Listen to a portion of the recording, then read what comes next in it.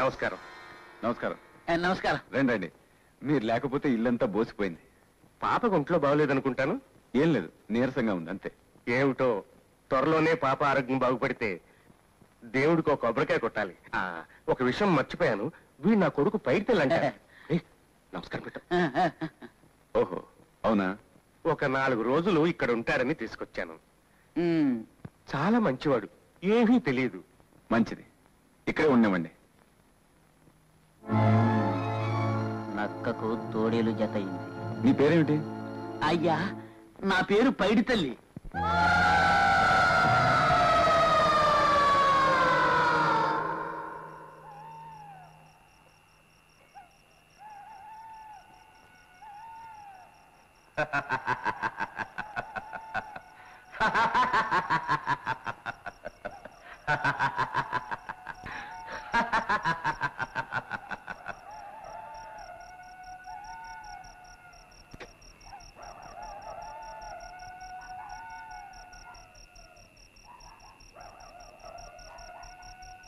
ఈ రోజు నా మొదటి ప్రయోగం నిర్విఘ్నంగా నెరవేరింది.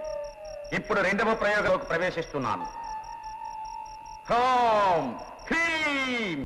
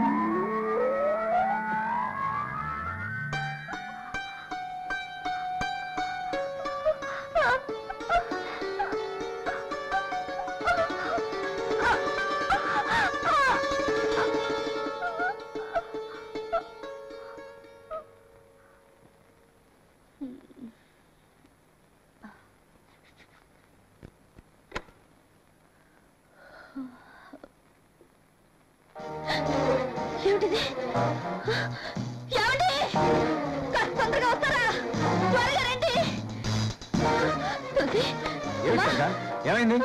ఇలా చూడండి, పాప కుడి భగవంతుడు నీళ్ళం కలిపోయింది. ఎందుకు ఇలా జరిగింది? ఏమేంటుంది? ఏం జరిగింది బాబు? అదే నాకు అర్థం కావట్లేదు. పార్థసారథి గారికి ఫోన్ చేస్తాను. పార్థసారథి గారా, నేను శ్రీధర్ని మాట్లాడుతున్నాను. శ్రీధర, ఏమిటి విషయం? వెంటనే మీరు మా ఇంటికి రావాలి. తులసి పరిస్థితి విచిత్రంగా ఉంది. అర్జెంట్ గా రండి ప్లీజ్. పాపకి ఏమైంది? అదే బాబాయ్, ఎవరికేం అర్థం కావటం లేదు. అలాగా? తప్పకండి తప్పకండి. ఏమైంది పాపకి? ఏమిటో తెలియడం లేదు మావయ్య. తులసి కుడి భాగం అంతా నీలంగా అయిపోయింది. చూడండి. అమ్మా, ఎందుకమ్మా నా చెయ్యి నీలంగా మారిపోయింది? డాక్టర్ వస్తున్నారమ్మా, నేను చూస్తారు. నీకేం కాదు, కంగారు పడుకో. నెప్పడుతోందమ్మా? లేదు డాక్టర్. కళ్ళు కనిపిస్తున్నాయమ్మా?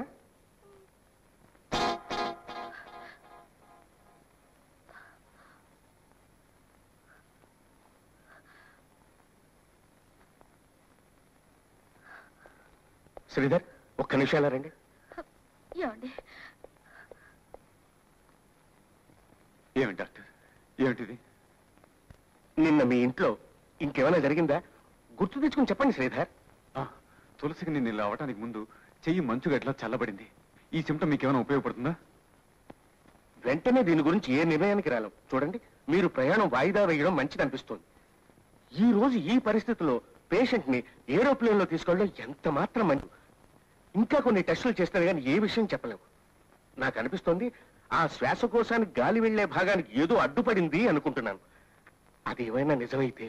నిజమైతే చెప్పండి డాక్టర్. బ్రాంకోస్పాడం. బ్రాంకోస్పాడం? అది 10 ఏళ్ల బిడ్డకి బ్రాంకోస్పాడం?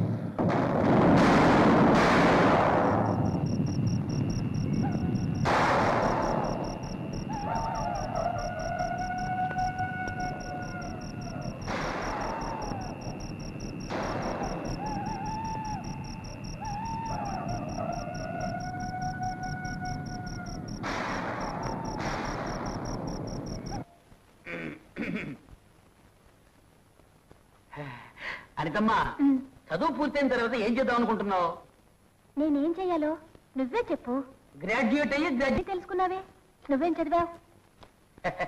నేనేం చదవలేదు, కానీ నాకు తెలియని విషయమంటూ లేదు. మెడిసిన్ దగ్గర నుంచి థామస్ ఆల్వా ఎడిసన్ వరకు నాకు తెలుసు. నీకు మెడిసిన్ తెలుసా? అయితే చెప్పు, మా తులసికి ఏమైంది? ప్లీజ్ పైడి తల్లి చెప్తాను. చెప్పు మరి. చెల్లెమ్మా, నీతో చెడు మాటలు చెప్పడం నాకు ఇష్టం లేదు. తులసికి చేతబడి చేశారు. చేతబడి? అవును, ఇది సామాన్యమైన విషయం కాదమ్మా. కాశ్మరా క్షుద్ర దేవతల్లో అతి ముఖ్యమైనది. దీన్ని బాగు చేయడం సాధ్యం కాదు, మరణమే. నోను, మన తులసి చావకూడదు. పైడి తల్లి, నువ్వు మనసు పెడితే ఈ సహాయం చేయలేకపోతావా? ఇదంతా నీతో చెప్పకూడదు, కానీ చెప్పేశారు. వెళ్ళు చెల్లెమ్మ, వెళ్ళు. మీ అన్నయ్యతో చెప్పి ఎవరైనా మాంత్రికుని పిలిపించవు. ఆ, చెప్తాను. ఉం. పైడి తల్లి, అన్నయ్య ఇవన్నీ నమ్మడే. అవును, నాకు తెలుసు. అందుకే నేను ఊరుకుండాల్సి వచ్చింది. దీనికి ఏదైనా ఒక పరిహారాన్ని మనం కనిపెట్టాలి చెల్లమ్మా. అవును పైడి తల్లి, ఈ ఇంట్లో నా మాట వినే వాళ్ళు ఎవ్వరూ లేరు. నేను చిన్నపిల్లనని అందరూ నన్ను చులకనగా చూస్తారు. నువ్వు ఒక్కడవే నన్ను అర్థం చేసుకున్నావు. ఏదో ఒక మార్గం చూడాలి.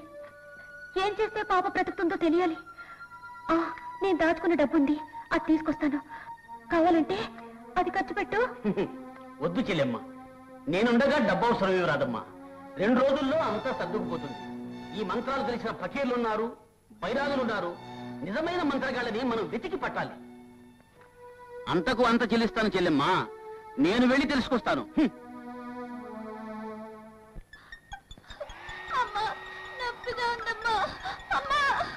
బాధపడకమ్మా, కొంచెం ఓపిక పట్టు.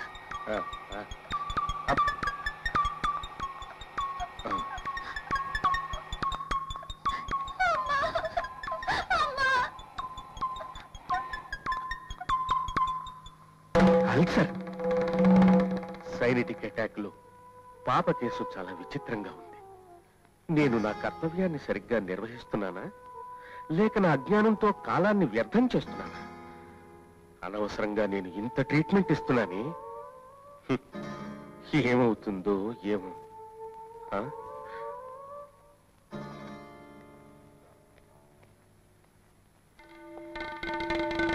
శ్రీధర్, పాపని ఇక్కడే ఉండేవండి, రేపు తీసుకెళ్ళొచ్చు. ఏమండి, మన పాపకి ఏమైందండి? అంతా సర్దుకుంటుందమ్మా, మీరు ఇంటికి పదండి. రాత్రంతా పాపకి నేను కాపలా ఉంటాను. మీరేం సంకోచించకండి. మీకెందుకు మావయ్య శ్రమ? అయ్యో, ఇందులో శ్రమే ఉందమ్మా. మీరు వెళ్ళండి, తీసుకెళ్ళండి. వెళ్ళండి, పదండి.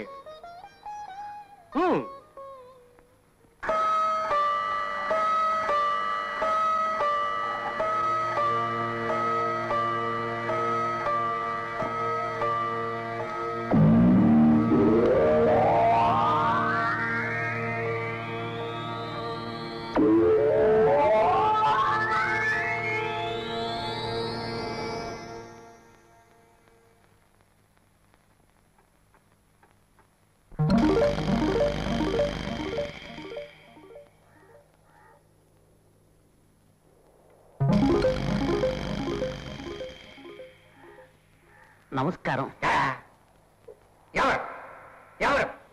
ఎవరు నువ్వు? ఎందుకోసం వచ్చావు? కంగారు పడకండి, నాకు మంత్రాలంటే చాలా ఆసక్తి. మీరు పెద్ద మాంత్రికులని నాకు తెలుసు. నాకు ఆ విద్య నేర్పుతారా? మీకెంత డబ్బు కావాలన్నా ఇస్తాను. మంత్ర విద్య నేర్పాలా? మంత్రాలు? ఆ. అయ్యో, చవట పీనుగా మంత్రాలు నేర్చుకుని నాలా పిచ్చోడు అవుతావా? కట్టబట్ట కూడా లేకుండా ఫకీరు అవుతావా? అలా అంటే ఎలా స్వామి? మంత్రం నేర్పిస్తే మీరు ఏం చేయమన్నా చేస్తాను. ఏం చేస్తావు? స్వామి, స్వామి, నా మాట వినండి. వీల్లేదు. ఏం నేర్చుకుంటావు? దృష్టి మంత్రమా? అది చాలా చిన్నది స్వామి. తేలు మంత్రమా? పట్టణాల్లో తేళ్లు ఎందుకుంటాయి స్వామి? మాట పడిపోయేది కావాలా? వద్దు, ఆ మంత్రం నేర్చుకుంటే నరకానికి పోతారట. కాశ్మోరా కావాలా? కాశ్మోరా అంటే ఏమిటి స్వామి? అది నేర్చుకుంటే గాలిలో తేలిపోవచ్చా? పడి పళ్ళు రాలగొట్టుకుంటావా? ఈ తలకాయ కాస్కోరా ఏ మనిషి పైన ప్రయోగింపబడుతుందో ఆ మనిషి 21 రోజుల్లో చేస్తాడు. వాడు ఒక్కో రోజు ఒక్కో రోగంతో బాధపడతాడు. ప్రతి దినం మనిషి రక్తాన్ని 3 చుక్కలు నోట్లో వేయాలి. అయ్యో, నాకు చంపేసే మంత్రాలొద్దు. కోపగించుకోకండి, బతికించే విద్య కావాలి. అచ్చా, మాటతో వశం చేసుకునే విద్య కావాలా? భూతాలను వదిలించే విద్య కావాలా? అలాగే తమ దయస్వామి. రా.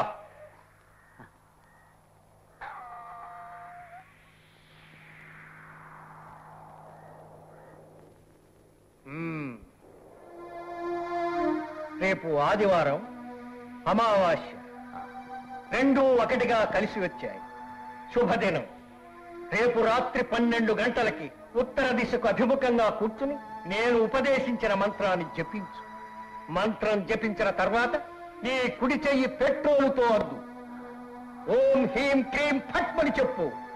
ఆ చేతికి నిప్పు తాకించు. మంత్ర ప్రభావం వల్ల ఆ చేతికి శక్తి వస్తుంది. భూతం పట్టిన వాళ్ళపైన చెయ్యి వేయి. వీడింకా మాట్లాడే రబ్బా థియేటర్లో కూడా చూడలేదు ఇంత సౌండ్. అమ్మా ఇంక పప్ప రాదంటే ఇదిగో పింక్ పాప, కొంచెం సరిగ్గా కూర్చోవా. పాప చనిపోవడానికి 8 రోజులు గడువు. క్రమక్రమంగా బాధను అనుభవిస్తుంది. ఒక రోజు రక్తం కక్కుతుంది, చివరకు నరకయాతన అనుభవించి చనిపోతుంది. బిడ్డ చస్తే 4 రోజులు ఏడుస్తావు. అందుకోసం నీవు నీ శీలాన్ని త్యాగం చేయాలనుకోవడం న్యాయమంటావా?